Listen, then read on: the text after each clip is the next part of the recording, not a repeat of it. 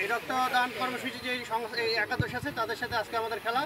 আজকে আমাদের সাংবাদিক আছে এখানে, আর আমাদের মূল উদ্দেশ্য হলো ছেলেদেরকে মাঠমুখী করা। বিশেষ করে এখন দেখেন অন্য সময় যখন আমরা খেলাধুলা করছি ছোটবেলাতে দেখা গেছে যে অনেক দর্শক ছিল, এই মুহূর্তে আমরা দর্শক পাই না। এই জন্য আমরা প্রীতি ম্যাচ চালু করছি। আমাদের এই খেলাটা চলমান থাকবে, আমরা বিভিন্ন সময় বিভিন্ন এই মুহূর্তে আমাদের সামনে বক্তব্য রাখবেন মুন্সিগঞ্জের জামাতের প্রার্থী, আমাদের মুন্সিগঞ্জ সেজিদ খানের এবং মুন্সিগঞ্জ জেলা জামাতের সেক্রেটারি অধ্যাপক অধ্যাপক ফখরুদ্দিন রাজি।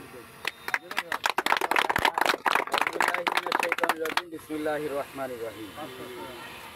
মুন্সিগঞ্জ মিডিয়া ফোরামের উদ্যোগে এই প্রীতি ফুটবল খেলা আজকে তৃতীয় ম্যাচ। আসলে আমাদের এই খেলাধুলা থেকে যখন যুবকরা পিছনে চলে যাচ্ছে তখন মাদকের সয়লাভগুলো বৃদ্ধি পাচ্ছে। আমাদের এই মাদক থেকে বিরত রাখার জন্য এবং মোবাইল আসক্ততা থেকে সন্তানদেরকে বিরত রাখার জন্য আমাদের ব্যাপক হারে এই খেলাধুলার দিকে উৎসাহিত করতে হবে। এবং এই ক্ষেত্রে আমাদের প্রত্যেকটা এলাকায় খেলার মাঠ আছে, কিন্তু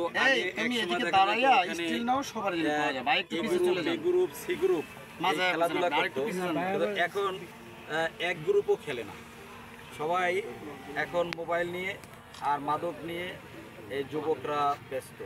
এই জন্য আমাদেরকে এই মাদককে না বলতে হবে এবং মোবাইল আসক্ততা থেকে আমাদেরকে দূরে রাখতে হবে আমাদের প্রজন্মকে। আর খেলাধুলার প্রতি আমাদেরকে উৎসাহ দিয়ে আমাদেরকে দেশ এবং সমাজ গড়ার আমাদের অঙ্গীকার নিতে হবে। কারণ এই খেলাধুলার মাধ্যমে এখানে আমাদের টিম গঠন হয়, শৃঙ্খলা তৈরি হয় এবং সামাজিক দায়বদ্ধতা এখান থেকে তৈরি হয়। আমরা যদি এই খেলাধুলার দিকে যদি সন্তানদেরকে যদি উদ্বুদ্ধ করতে পারি তাহলে এদের মাধ্যমে আমরা ভবিষ্যতে আমাদের জাতিকে আমরা নেতৃত্ব এখান থেকে তৈরি করতে পারবো। এই জন্য আমরা আগামী দিনে আপনাদের কাছে দোয়া চাই, ভালোবাসা চাই। যদি আল্লাহ তাআলা আমাকে কবুল করে তাহলে আমি ইনশাআল্লাহ মুন্সিগঞ্জের যে প্রত্যেকটা এলাকার জনগণকে সাথে নিয়েই খেলার মাঠগুলোকে খেলা উপযোগী করে সেখানে খেলার পরিবেশ তৈরি করব এবং যুবকদেরকে খেলাধুলার মাধ্যমে বিনোদনের মাধ্যমে সাংস্কৃতিক বিনোদন খেলাধুলার মাধ্যমে তাদেরকে এই দেশ জাতি গঠনের অগ্রণী ভূমিকা যাতে তারা পালন করতে পারে সেদিকে তাদের উদ্বুদ্ধ করবে সমস্যা